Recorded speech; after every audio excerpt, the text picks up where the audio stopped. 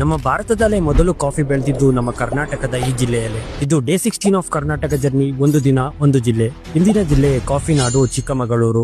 ರುಕ್ಮಂಗದ ಎಂಬ ದೊರೆ ತನ್ನ ಚಿಕ್ಕ ಮಗಳಿಗೆ ಈ ಜಿಲ್ಲೆಯನ್ನು ವರದಕ್ಷಿಣೆಯಾಗಿ ನೀಡಿದ್ದಕ್ಕೆ ಈ ಜಿಲ್ಲೆಗೆ ಚಿಕ್ಕಮಗಳೂರು ಎಂದು ಹೆಸರು ಬಂದಿದೆ. ಚಿಕ್ಕಮಗಳೂರು ಜಿಲ್ಲೆಯ ಸುತ್ತಳತೆ ಅಂದಾಜು 7,501 ಸ್ಕ್ವೇರ್ ಕಿಲೋಮೀಟರ್. ಈ ಜಿಲ್ಲೆಯ ತಲಾ ಆದಾಯ 3,77,968 ರೂಗಳು ಹಾಗೂ ಸಾಕ್ಷರತೆ ಪ್ರಮಾಣ 79%. ಚಿಕ್ಕಮಗಳೂರು ಜಿಲ್ಲೆಯಲ್ಲಿ ಒಟ್ಟು 9 ತಾಲೂಕುಗಳಿವೆ.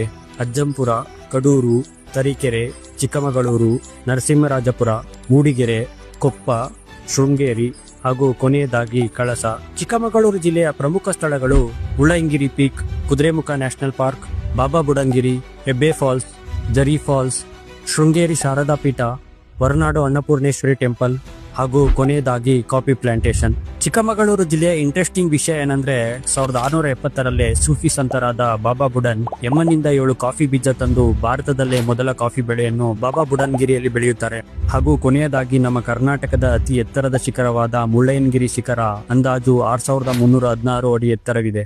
ಚಿಕ್ಕಮಗಳೂರಿನಲ್ಲಿ ನಿಮ್ಮ ಫೇವರೇಟ್ ಪ್ಲೇಸ್ ಯಾವುದು ಎಂದು ಕಮೆಂಟ್ ಮಾಡಿ. ನೀವೇನಾದ್ರೂ ಚಿಕ್ಕಮಗಳೂರು ಜಿಲ್ಲೆಯವರಾಗಿದ್ರೆ ಈ ರೀಲ್ನ ಮಿಸ್ ಮಾಡದೆ ನಿಮ್ಮ ಸ್ಟೋರಿಗೆ ಹಾಕೊಳ್ಳಿ ಮತ್ತೆ ಹೆಚ್ಚಾಗಿ ಶೇರ್ ಮಾಡಿ.